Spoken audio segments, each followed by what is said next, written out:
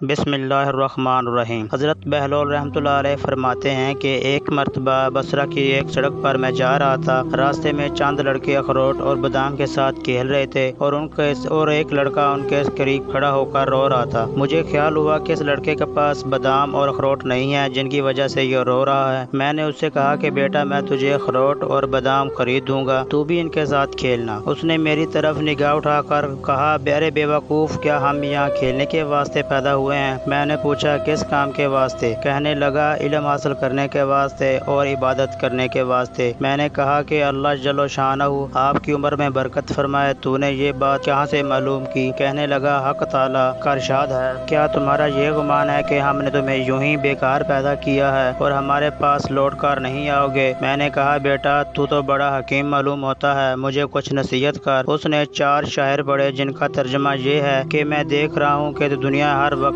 چلا جاؤ ہے، آج یہ گیا کل وہ گیا، دنیا ہر وقت چلنے کے لیے دامن اٹھائے قدم اٹھائے، پٹڑی پر دوڑنے کے لیے تیار رہتی ہے، بس نہ تو یہ دنیا زندہ کے لیے باقی رہتی ہے نہ کوئی زندہ دنیا کے لیے باقی رہتا ہے۔ ایسا معلوم ہوتا ہے کہ موت کے حوادث 2 گھوڑے جو تیزی سے آدمی کی طرف دوڑے چلے آ رہے ہیں۔ بس او بے وقوف جو دنیا کے ساتھ دھوکے میں پڑا ہوا ہے، ذرا غور کر اور دنیا سے اپنے لیے کوئی آخرت میں کام آنے والی اعتماد کی چیز لے لے۔ یہ شعر پڑھ کر اس لڑکے نے آسمان کی طرف منہ کیا اور دونوں ہاتھ اٹھا کر اس کے آنسوؤں کی لڑی اس کے رخسار پر جا رہی تھی، اور یہ 2 شعر پڑھے جن کا ترجمہ یہ ہے، اے وہ پاک ذات کہ اس کی طرف عاجزی کی جاتی ہے اور اسی پر اعتماد کیا جاتا ہے، اے وہ پاک ذات جب اسے کوئی امید باندھے تو وہ نامراد نہیں ہو سکتا، اس کی امید ضرور پوری ہوتی ہے۔ یہ شعر پڑھ کر وہ بے ہوش ہو کر گر گیا۔ میں نے جلدی سے اس کا سر اٹھا کر اپنی گود میں رکھ لیا اور اپنی آستین سے اس کے منہ پر جو مٹی وغیرہ لگی تھی وہ پونچھنے لگا۔ جب اس کو ہوش آیا تو میں نے اس سے کہا، ابھی تمہارے گناہ، ابھی سے تمہیں اتنا خوف ہے؟ ابھی تو تم بچے ہو، ابھی تمہارے نامہ اعمال میں بھی کوئی گناہ نہیں لکھا جائے گا۔ کہنے لگا، بہلول ہٹ جاؤ، میں نے اپنی والدہ کو ہمیشہ سے دیکھا ہے، وہ آگ جلانا شروع کرتی ہے تو پہلے چھوٹی چھوٹی لکڑیاں ہی چولہے میں رکھتی ہے، اس کے بعد بڑی بڑی لکڑیاں رکھتی ہے۔ مجھے یہ ڈر ہے کہ کہیں جہنم کی آگ میں چھوٹی لکڑیوں کی جگہ میں نہ رکھ دیا جاؤں۔ میں نے کہا، صاحبزادے بڑے حکیم معلوم ہوتے ہو، مجھے کوئی مختصر سی نصیحت کرو۔ اس نے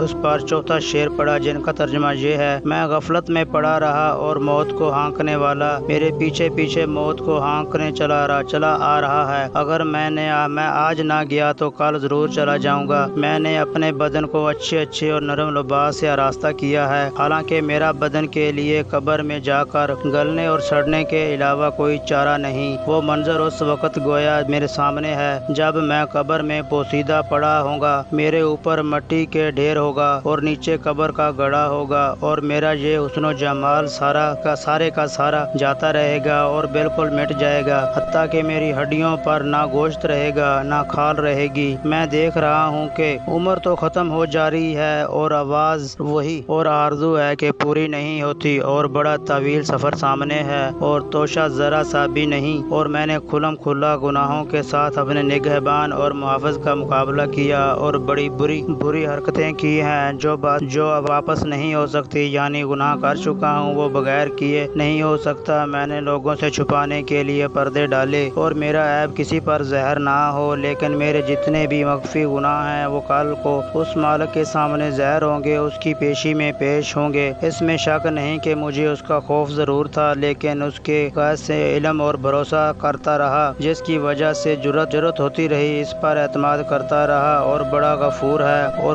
غفور ہے، اس کے سوا کون معافی دے سکتا ہے؟ بے شک تمام تعریفیں اسی پاک ذات کے لیے ہیں۔ اگر موت کے اور مرنے کے بعد گلنے سڑنے کے سوا کوئی دوسری آفت نہ بھی ہوتی تو میرے رب کی طرف سے جنت کا وعدہ اور دوزخ کی دھمکی نہ بھی ہوتی، تب بھی مرنے اور سڑنے ہی میں اس بات پر کافی تنبیہ موجود تھی۔ لہو لعاب سے اعتراض کیا جاتا ہے، لیکن کیا کریں کہ ہماری عقل زائل ہو گئی، کسی بات کی عبرت حاصل نہیں ہوتی، بس اس کے سوا کہ کوئی چارہ نہیں۔ کاش گناہوں کو بخشنے والا میری مغفرت کر دے۔ جب کسی غلام سے کوئی لغزش ہوتی ہے تو آقا ہی اس کو معاف کرتا ہے۔ بے شک میں وہ بدترین بندہ ہوں جس نے اپنے مولا کے عہدے میں خیانت کی، اور نالائق غلام ایسے ہی ہوتے ہیں کہ ان کا کوئی قول قرار معتبر نہیں ہوتا۔ میرے آقا، جب تیری آگ میرے بدن کو جلائے گی تو میرا کیا حال بنے گا، جب کہ سخت سے سخت پتھر بھی اس آگ کو